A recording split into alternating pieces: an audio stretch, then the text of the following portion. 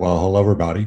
My name's Mark Olcott. I am the co-founder and CEO of VitusVet. I'm also a veterinarian, having graduated from Cornell in 1995.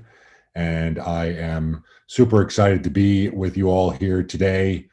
I did this founder story once several years ago in one of the first hackathons. The hackathon has come so far in the last several years. I'm really proud of what it's become. I'm proud to be part of the talk today. I'm certainly not going to read my CV to you here today, but the point I would make is that I've had a pretty diverse career in veterinary medicine, but actually going back to business school was a seminal moment to me and an incredible learning experience, especially for a guy who didn't even take Business 101 in undergrad, as I'm sure many of you can identify with. So it was a great opportunity to go back and learn about other industries.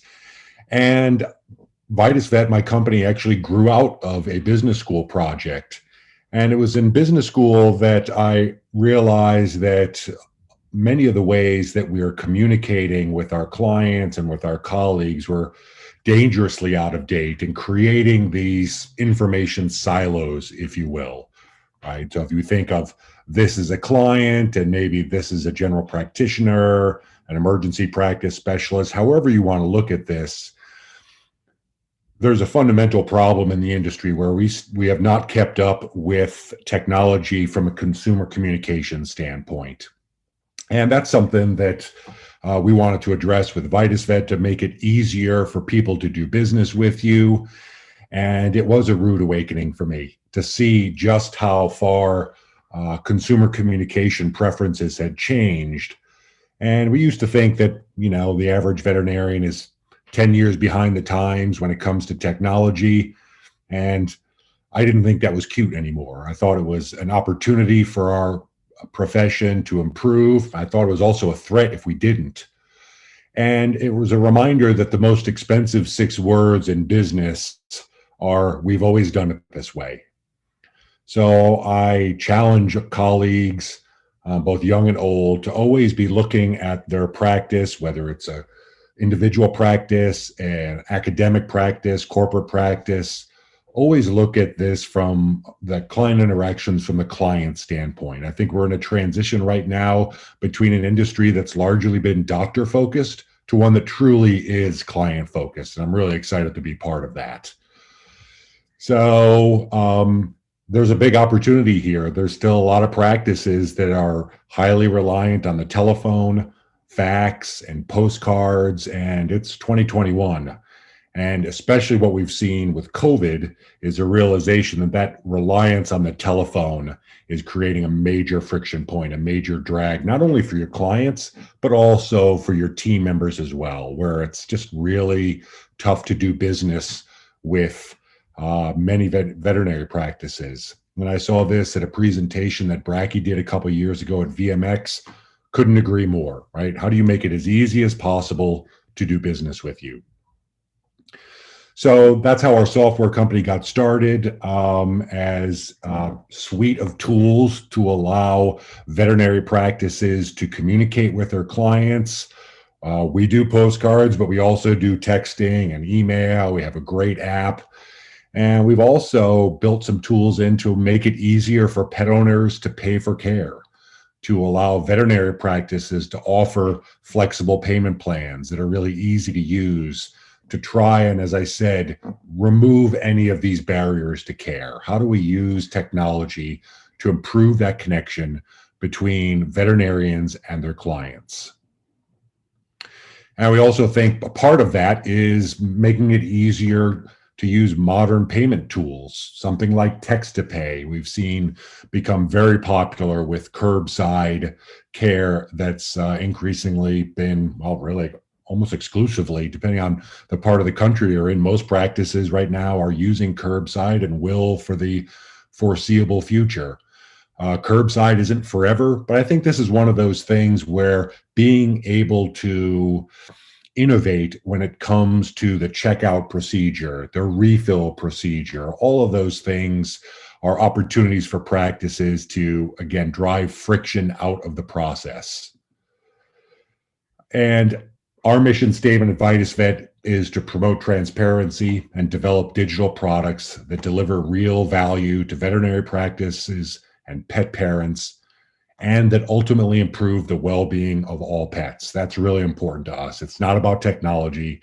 It's about pets, veterinarians, pet owners, that triangle of care. How do we enhance that with software? So I think it's very important. We've stayed true to this mission statement. And to those of you whose hackathon experience actually turns into a company after this, I would recommend that you evolve, but keep those guiding principles that got you started in the first place. Very, very important. So in my remaining time with you today, I want to share with you some lessons that I learned that I wish someone told me when I was sitting in your seat. First of all, probably the most important is around the idea of customer discovery. So how do you talk to your potential users so you make sure you don't whiff, right? It's great if you're a customer. I had the benefit when I started VitusVet that I was one of the primary users as a veterinarian, to have that domain expertise and to also get a real good idea of whether or not the total addressable market is, how big is that for the problem you're trying to solve? And it doesn't have to be huge. There are some benefits to solving niche problems, but just understand that if your path ever involves raising any outside capital, that's one of the questions you're going to have to answer. Is this a problem that's worth solving, given that there's a lot of problems out there, limited time and resources? So how do you make sure that you ask those questions, talk to customers, right? Also be asking yourselves, is the solution you're proposing, is it a solution in search of a problem? In other words, is this a vitamin? Is this solving this problem? Is this something you should do, or is it a painkiller, right? Ideally, again, because of limited time and resources, you want to be solving morphine level pains for these practices, something that they really have to solve. If they have a list of 10 problems, you want to be number 1 or 2, because otherwise the problems just tend to get deprioritized, if you will. So find a pain point that's really worth solving.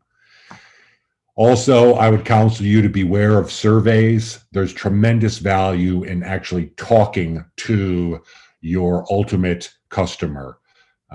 There's a line in consumer marketing, right? Buyers are liars. A lot of times consumers, especially in focus groups, have a desire to nod and say yes and be agreeable when they're not really going to buy your product. So just beware of that. They're easy, and you can, with some of the online survey tools, you can do them very quickly, but just be very wary of the information that comes out of them. Don't put too much stock in them unless you've got them backed up by individual interviews as well, especially in very early stages of customer discovery. Once you have a product, pay a lot of attention to what users actually do with it. You may release something and think that your users are going to do X with it, but they end up doing Y, and they do end up doing Y tenfold more than you thought they would do with X.